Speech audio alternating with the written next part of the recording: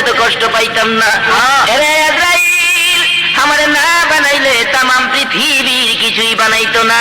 আজকে আমার জান খানদান করবি, আমি রাসূলকে দুনিয়ার থেকে নিয়ে যাবে, এমনি করে কষ্ট দিতেছস, না জানি আমার এতিম গুনাহগার উম্মতরে কষ্ট দিবি রে আজরাইল।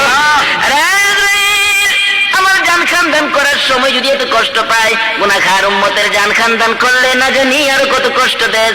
আজরাইল রে, তোর কাছে একটা দাবি করি রে, আজ থেকে কিয়ামত পর্যন্ত আমার গুনাহগার এতিম উম্মতের জান খানদান করার ব্যথা আমি নবী মুহাম্মদুর রাসূলুল্লাহর বুকে চাপাইয়া দাও। বলতেছিলাম নবী উম্মতের কান্দারি, গুনাহগারের বন্ধু, নবী উম্মতের ধরবি, মায়ার নবী, দয়ার নবী এখনো মদিনা শুয়ে শুয়ে উম্মতের জন্য কাঁদতেছে।